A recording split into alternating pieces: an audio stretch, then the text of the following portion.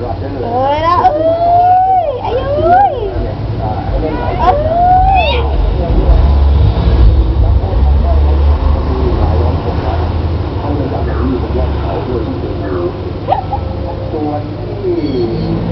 ทำหมันเขาพอแล้วก็เจ๊เนี่ยไม่ได้หรอวะมากินแค่นี้โอ้ยที่เพิ่งมาดับคุสโตนะฮะเข้าไปถ่ายรูปหรือว่าเขียนมาเล่นน่ะโอ้ยยังเป็นลิงเลยลูกแกเหรอเนี่ยฮะที่ญี่ปุ่นเนี่ยเขาก็จัดงานรำลึกกันที่สวนสาธารณะโตงินะครับแต่ของดำดูดีกว่าใหญ่เลยเห็นแอลเลยอะชื่อมีไงคุยด้วยเลยมีไงคุยกับหนูเลย1 วันของน้องพอ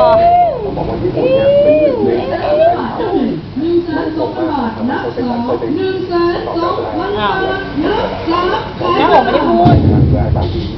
แต่รสชาติความบริสุทธิ์คัดสรรโปร่งใสไว้ใจได้ผมไม่ได้พูดนะโอ้เปล่าเอ้ยเอ้ยเอ้ยเอ้ยเอ้ยเอ้ยเอ้ยนี่ไม่น่าจะเดี๋ยว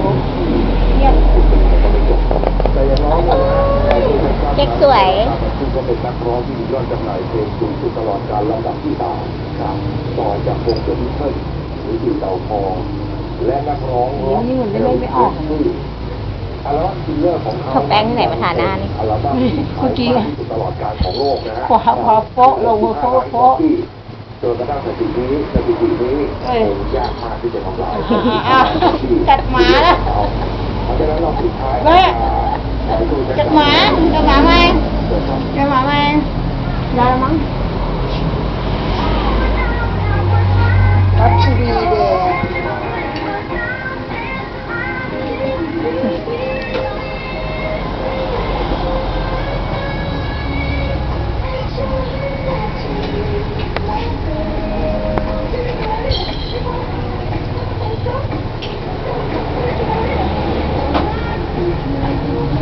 ล็อกวิดยู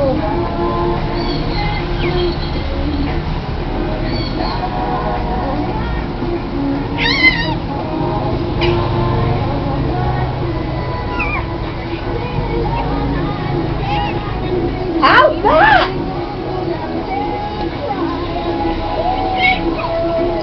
เสียงของเขานี่นะว้าย